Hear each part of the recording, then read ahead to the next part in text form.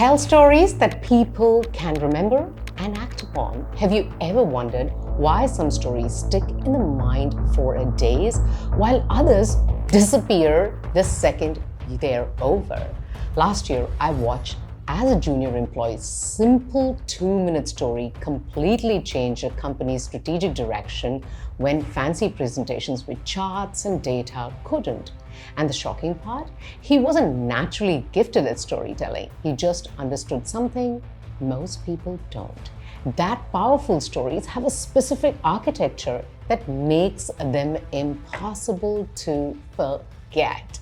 Most people think memorable storytelling is about finding a dramatic moment or using flowery language. But after working with hundreds of professionals on their storytelling and running a story practice for 11 years, I discovered something surprising. It's not about the events in your story or how elegantly you describe them.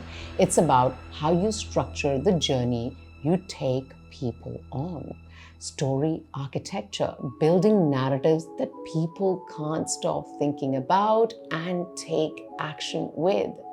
I wasn't always good at this. Years ago, I gave what I thought was a compelling presentation about a project I'd worked on. I included all the key information like one does, even threw in a few jokes, thought I could be funny, but afterward, my boss pulled me aside and said, "I'm not really sure what you wanted us to take away from that." That moment changed a lot for me.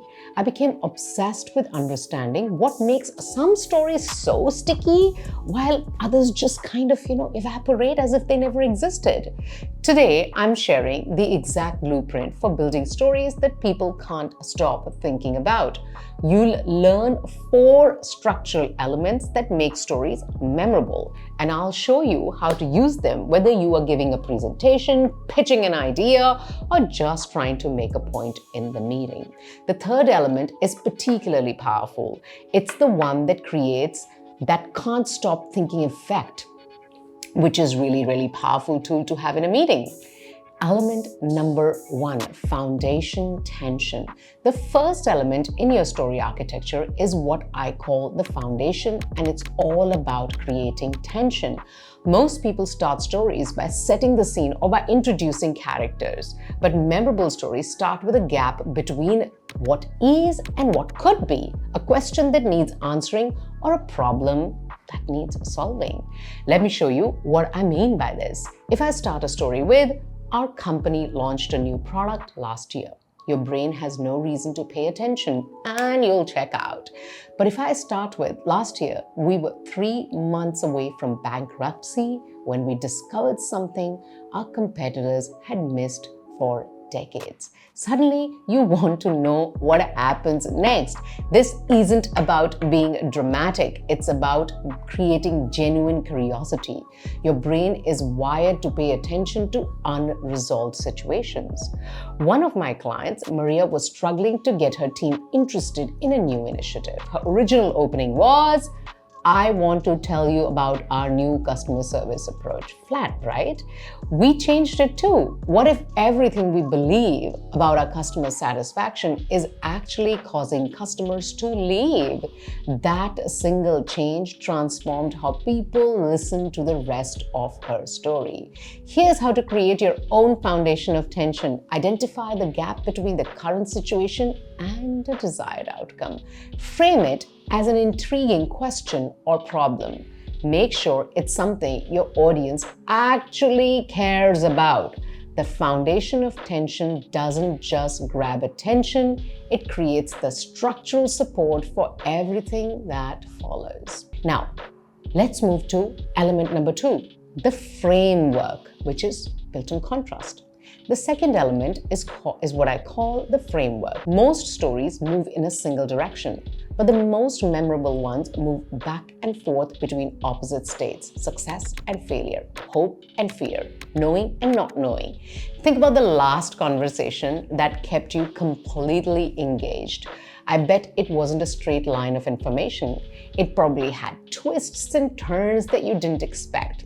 Here's a simple way to build contrast into your stories.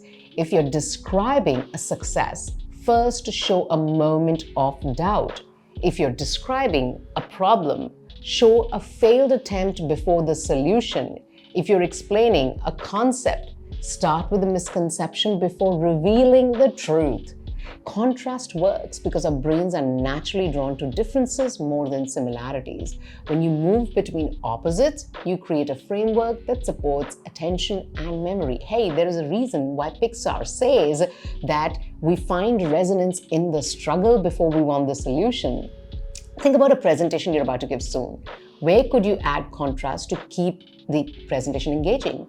Keep that in mind as we move to the third element, which is really the magic. Element number 3, concrete details.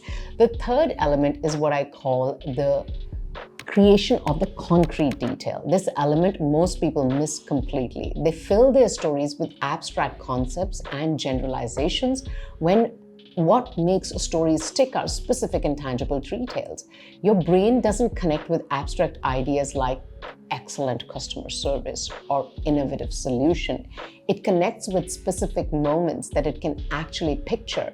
The customer called at 11 p.m. furious with that his flight had been cancelled, and our rep not only rebooked him but had a pizza delivered to his hotel room.